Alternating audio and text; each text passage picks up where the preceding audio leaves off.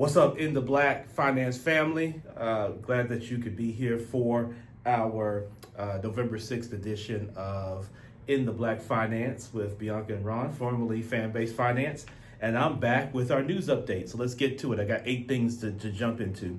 Number one, the Fed cautious and watching jobs. So after its recent rate cut, the Fed left interest rates unchanged at the last meeting and it's clearly in a wait and see mode. In the latest statement, they stressed the downside risks to employment have increased, even though inflation is still running above their 2% target. This week, several Fed officials spoke publicly. One theme, they're more worried about how the labor market is softening more than inflation and suddenly exploding higher again. So they're worried about inflation spiking up, but they're not promising a fast series of cuts. They basically said we'll move again if the data forces our hand, which was interesting. The recent cut they did do, they had no data. So we'll see what's going on with that. Number two, more on inflation. So inflation is about 3%, but not everyone feels that way.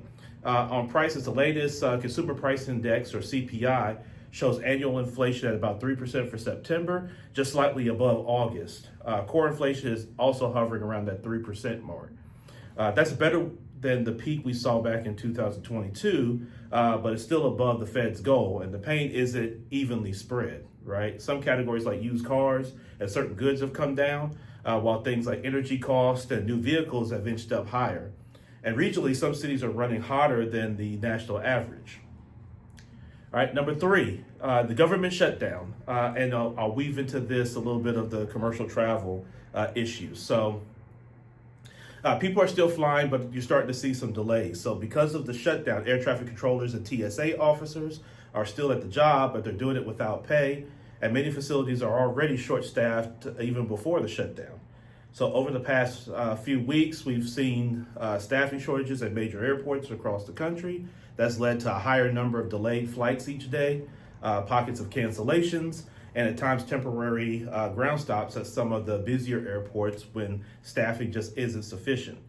On top of that, the FAA has talked about trimming traffic at some of the busiest airports to prioritize safety and reduce the strain on controllers who are already working long hours. So you gotta keep your eye on that for this coming weekend. Number four, households. So record debt and rising delinquencies. So new data from the New York Fed shows household debt at roughly $18.6 trillion, with a T, 18.6 trillion in the third quarter. That's up about 1% from the previous quarter and more than 600 billion from a year ago. Mortgages are still the highest piece of that pie, but credit card balances have climbed to well over $1 trillion. That's the one that I watch. And student loan balances have started rising again now that payments have resumed for many borrowers. That's number 2 on my list.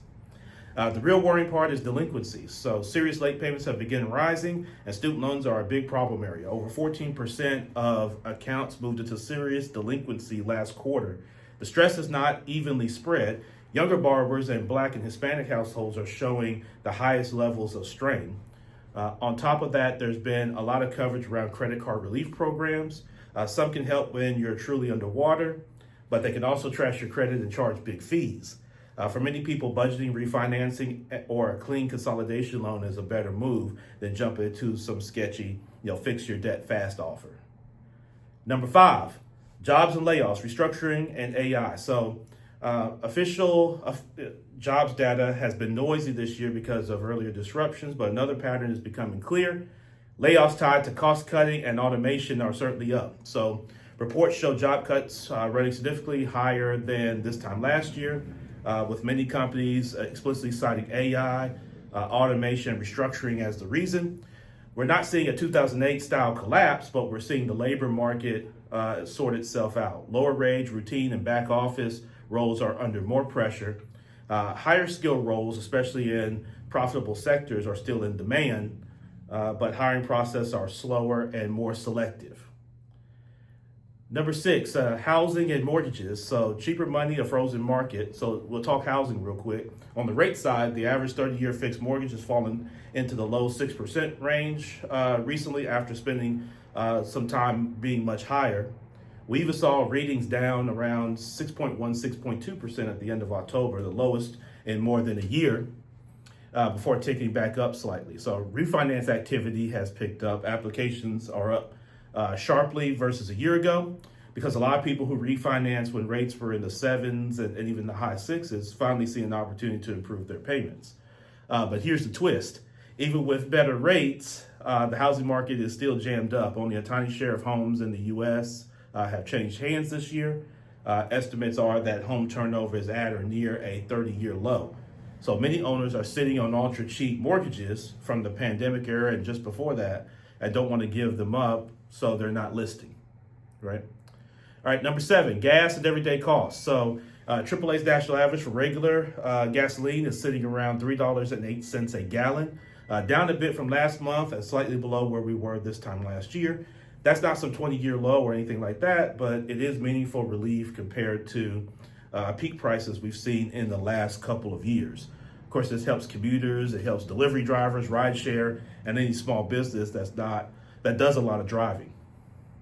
And then lastly, number 8, small business and corporate earnings. So we'll finish up here. The NFIB Small Business Optimism Index slipped in the most recent reading after a short run of improvement. It's still around its long-term average, but what jumped was the uncertainty index. Owners are more unsure about where the economy and where policy is headed. On the larger corporate side, this round of earnings has actually been pretty decent. About 80% of S&P 500 companies have beaten earnings expectations, but there's a clear split.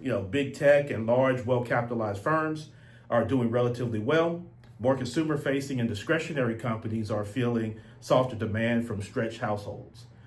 In fintech, you're seeing companies like Chime raise revenue forecast on the back of continued user growth and fee-light sort of app-based banking. That's another sign that consumers are actively looking for lower-cost financial options.